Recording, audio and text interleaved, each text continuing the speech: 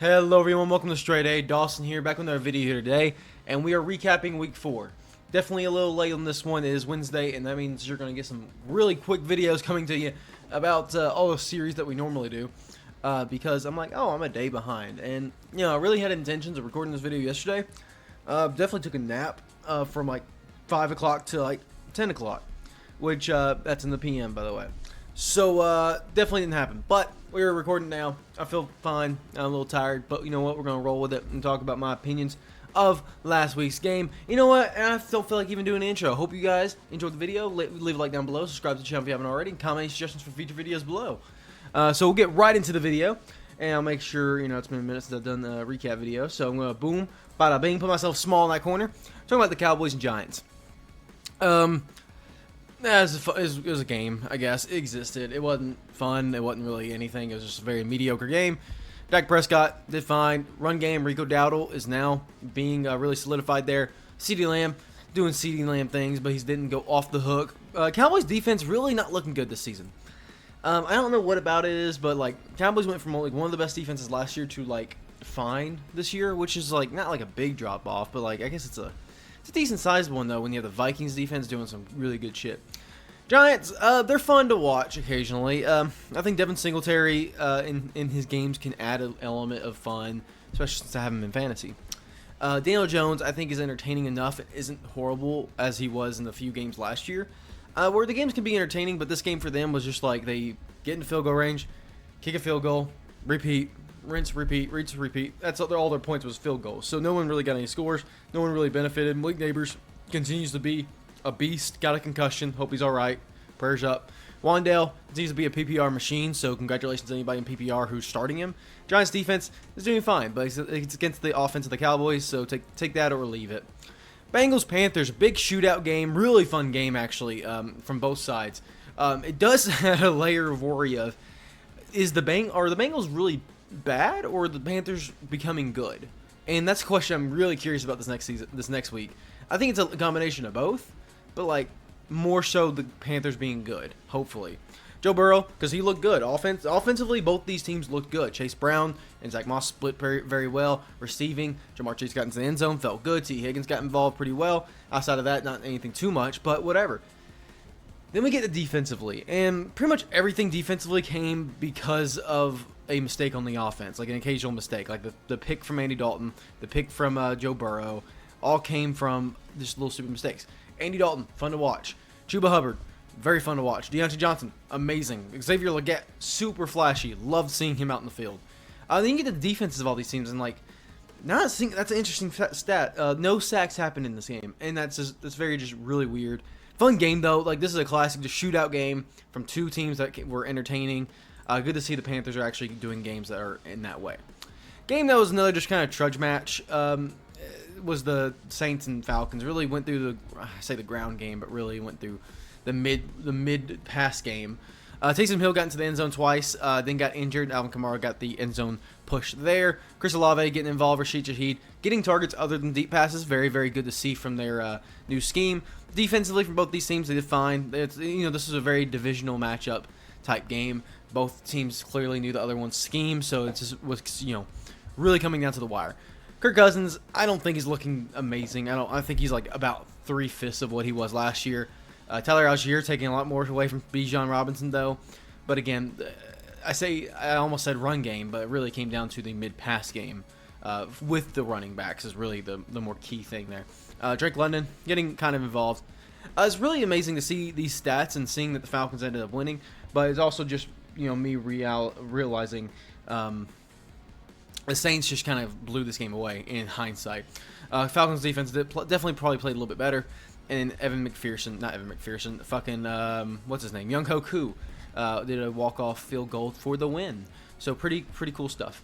Jags and Texans. Jags continue to look abysmal, but this game showed some sign of life from a relatively dormant offense. Run game was almost nothing. I shouldn't say almost nothing. It's actually pretty good. Hank Bigsby especially looked really, really good. Travis Etienne, that was less impressive. Trevor Lawrence also not very impressive. 2 touchdowns with 169 yards. Not great. Brian Thomas Jr. continues to be probably number one in this offense. Christian Kirk has taken a step back, but he's still pretty involved. Defensively, the Jags are abysmal. Like, they are just not doing anything. And Texans offense, this is starting to make me worried about the Texans. Now, obviously, 345 for 2 touchdowns, very, very good on paper. Cam Akers, not great looking, but he got stats, I guess, so good for him. I think he broke off one long run, and that's probably buffing up his stats a little bit. Nico Collins continues to be like the #1 receiver in all of the NFL. I remember 2 seasons ago, this guy was like barely a wide receiver 3 type player. Now he's like literally the #1 receiver in the NFL right now. So very, very cool to see. Stephon Diggs continues to get looks, so that's good. Everybody else, whatever, not too relevant this game. CJ Stroud though, holy crap! I will say, man, if we thought he looked bad in that one game, man, it didn't. He just shrugged it off and moved on. This is like a classic quarterback in the making of like a top tier quarterback. Kind of like when we saw Patrick Mahomes after his actual first season. Like, we're starting to see players like this emerge a lot more. Texans defense also a little underwhelming compared to the O-line that the Jags have. You'd think that the defensive line would get there more. They didn't look bad per se. They just didn't look great. Really, it was the secondary that really held up the Texans quite a bit there. So very, very strange there. Worst game of the week. If the Broncos lost here, we'd see another worst NFL game, etc. many times over.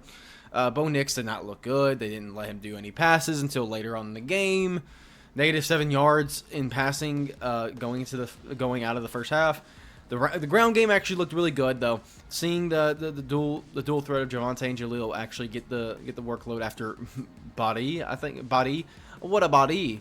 After he did a really big hit, Javonte and Jaleel doing a lot of good work there.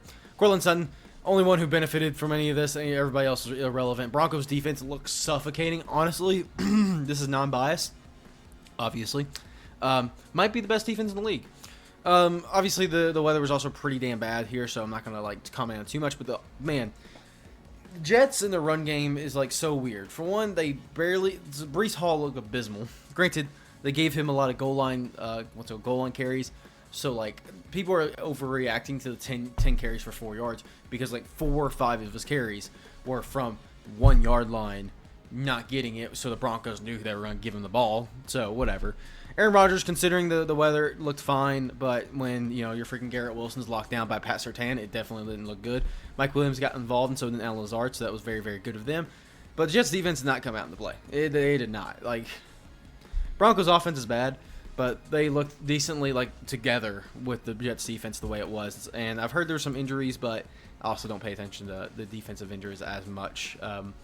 But yeah, very abysmal game. Broncos came out of it just because of a missed field goal as well. So that's very, very fortunate for us, I guess, but very unfortunate for anybody who watched it, including myself. Sam Darnold continues to be the best quarterback in the NFL currently, so good for him. I love to see that, but he's playing really good football. It was fun to watch. The first half of this game was just fun to watch because, when you play a video game and you're just going on a power trip, I love that. And I like the Packers just fine, but seeing Sam Darnold do well because I know people don't inherently like him or inherently think he's good. So I love seeing him pop off, especially with Aaron Jones doing well, Justin Jefferson doing well, Jordan Addison coming back better than ever. It was just fun. The first half was just fun, and all of a sudden they went dormant in the second half. Most of this, obviously, defensive plays came from the first half. I guess interceptions-wise, I guess it was second half as well, since the Packers being super aggressive. Vikings defense, by the way, so overwhelming. Holy crap. First half, this is literally a perfect game from the Vikings. And I won't say they got more conservative going to the second half, because they definitely were still firing on all cylinders, but it felt like maybe kind of 5 minutes into the second half, they definitely slowed down a little bit. And I think that almost cost him, because Jordan Love decided to go almost put MVP-type numbers if it wasn't for 3 interceptions. Out there. He was chucking that ball to anybody who would be willing to catch it. The run game obviously was irrelevant this game because they were behind for the whole entire thing of it. Jaden Reed to Dontavian Wicks, fucking beasts of a game. Dontavian Wicks found the end zone twice, and then Jaden Reed, of course, continues to be the workhorse and targets. So very, very damn good. Defensively, the Packers came back a little bit, but I don't know if it was as much the Packers' defense more than, I guess, the Vikings being more conservative because they had such a big lead, which I don't blame them, but that conservativeness almost cost them the fucking game because they did take occasional shots and, wasn't all successful. So, very curious, but we'll see. Steelers-Colts, I didn't catch this game live, but I definitely watched it in the recaps, and it was fine. Justin Fields, from the looks of it, 312 yards. In the air. By the way, yeah, this guy, he's putting up fucking Patrick Mahomes numbers from last year. I don't think anybody's realizing this. He's putting up, similar numbers to what Patrick Mahomes did, a year or two ago. Where he's throwing up, 250 yards casually in a game every now and then, and also rushing for a bit, getting a touchdown here and there, and also on top of that, getting a rushing touchdown more consistently. So very, very curious there. Outside of that, though, run game was non-existent. Najee was fucking dead in the water. George Pickens, very good game. He looked amazing out there. Steelers defense, as usual, looked the way they did. Only critique there was their secondary actually just, well, I don't know what happened there, but the secondary actually got burned quite a bit by Joe Flacco coming out. Holy smokies. And I say burned, but I should really say they got outsmarted is probably the better word. Anthony Richardson, of course, when he was out there, whatever, he threw some bombs like he usually does. But then Joe Flacco came out there, and all of a sudden it felt like a chess game. Like he was like dismantling that Steelers secondary. And, the defensive line was doing what they could, but, they couldn't do everything. Jonathan Taylor was fine, but again, it's against the Steelers defense, so it was a pretty tough game either way. Michael Pittman, now that Joe Flacco's in the conversation, could actually have good stock in him. Josh Downs also did pretty well.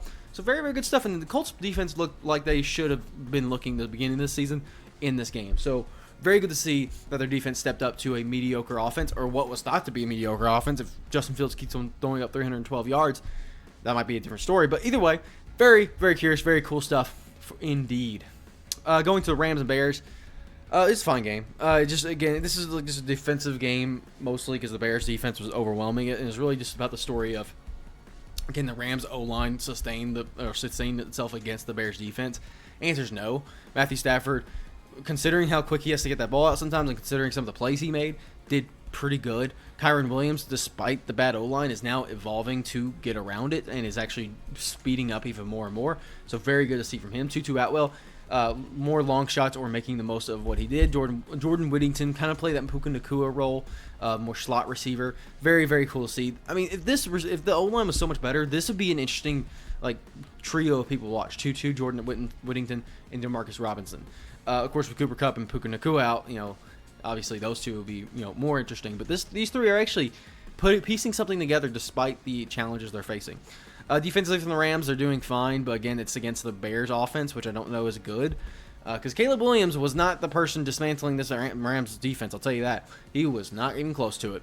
DeAndre Swift decided to go out and have a game because he decided to go ahead and put up, 150 total yards on 23 carries, or 24 essential carries, whatever, 23. Very, very good from DeAndre Swift. I don't know how this will look or how Roschon will fit into the team in the future, but very curious. Outside of that, there's really no one else involved. Gets all Caleb Williams through was DeAndre Swift screens. Defensively, though, doesn't look impressive here with 2 sacks and an interception. But, again, the O-line that never gave Matthew Stafford time, so he rarely took chances of getting sacked. So I don't blame him, especially at his age, Blowout win. I didn't watch this game, but apparently and of course, I catch all the highlights for these games at the very least. But apparently it was 0 yards to 200 yards against the Bucs. And seeing it, you could tell the Eagles didn't do anything in the first half until Tampa Bay just decided to do with Vikings and just pull out a very big victory. But in this case, they actually held it. But also, it's because the Eagles are frauds. I knew it from the very beginning. Saquon is going to carry this team to a victory. If Saquon doesn't win them the game, they don't win the game. Jalen Hurts is not good. He's just not good. Now, granted, all fairness, he doesn't have a fucking receiver other than Dallas Goedert, and that's debatable. So, fair enough. So I'll give him a pass there because he doesn't have Devonta Smith or A.J. Brown. So I'll be very curious after their bye how that kind of evolves. But Saquon is going to win them the game mostly. So we'll see when the injuries come back how much better they get. I'm sure they'll be fine. I know I'm saying they're frauds, but they're not frauds. They're going to be playoff contention all the time. So take that as you will. Bucks, though, against a good defense from the Eagles. Well, I should say good. It was more of a, average defense, I guess, at this point. Because last year I thought their defense was very good. This year is just kind of not looking that great. Baker Mayfield continue to put great numbers out there, though. Bucking Irving and Rachaad White finally now splitting carries. Very strange that it's 10, 49, 4.9. And, of course, Bucky at the 1 touchdown. But very interesting indeed. Mike Evans, this is his game. Chris Godwin did get involved a little bit, but it was mostly a Mike Evans game. Very good to see. I like seeing kind of them getting back and forth because, they're a great duo. They both need to be involved as much as possible. Defensively, though, the Bucs, again, they held Saquon down when they could to not be too monstrous, but they also just made sure Jalen Hurts was not a factor, and he definitely was not a factor in this game. As I'm continuing on, we're almost through. Well, actually, we still got 7 games. I'm going to speed through these. Patriots, 49ers. this is a classic 30-13 game. The 49ers had all the pieces back. The defense looked great. The Patriots looked like the Patriots. They got some good carries here and there on the ground against a weaker defensive line from the 49ers, but Jacoby Brissett was a non-factor. Ramondre, Antonio Gibson, we'll see what happens between those two now that Ramondre's fumbled so many times. The receiving role, again, there's no receiver there right now that's actually taking up a good amount of the work. Patriots defense looks fine.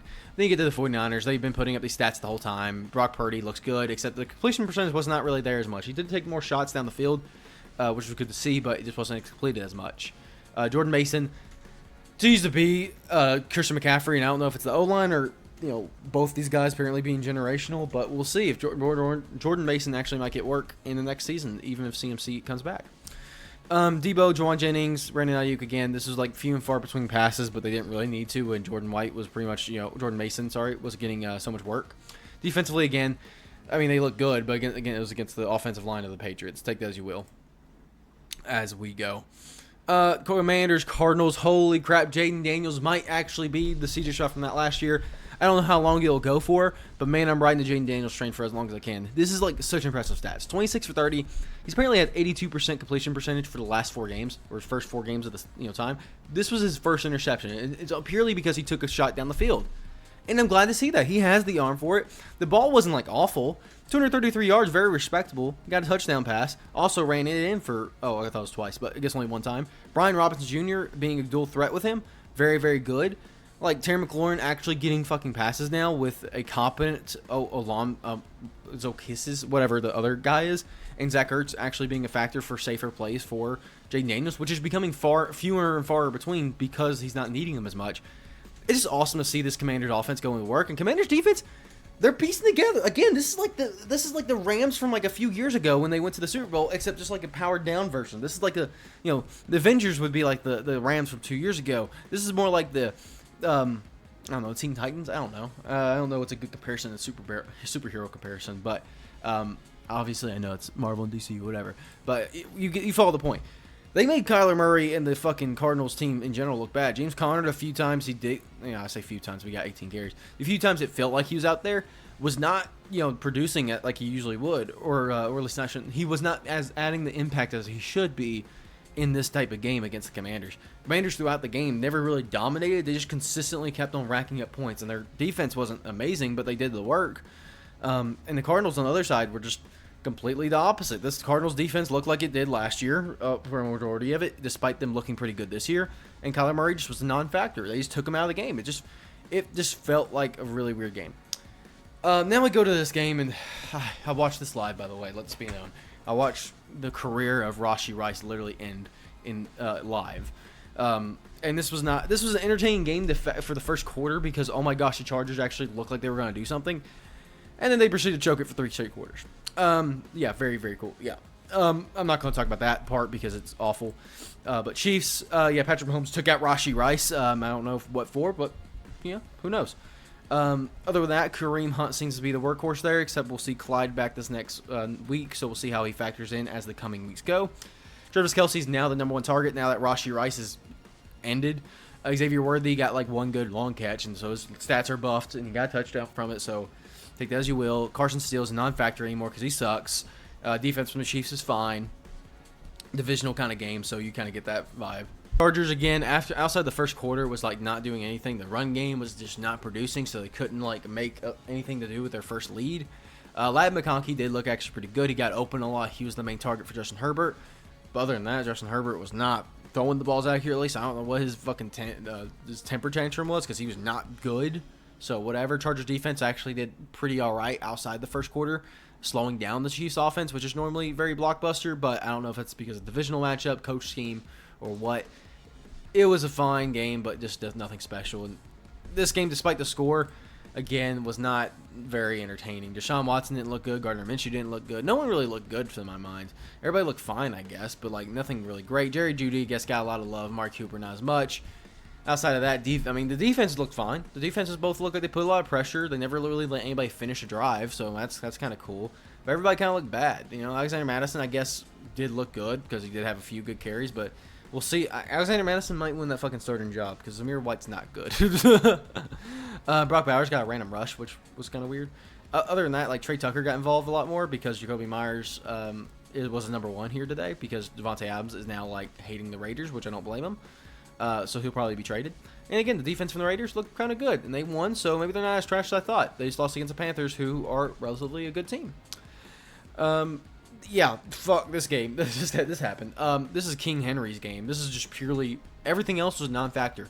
Josh Allen, not a factor. James Cook, not a factor. Any of the receivers on the Bills, not really a factor. Whatever. They all kind of got involved. None of them really did well. Bills defense fucking torched.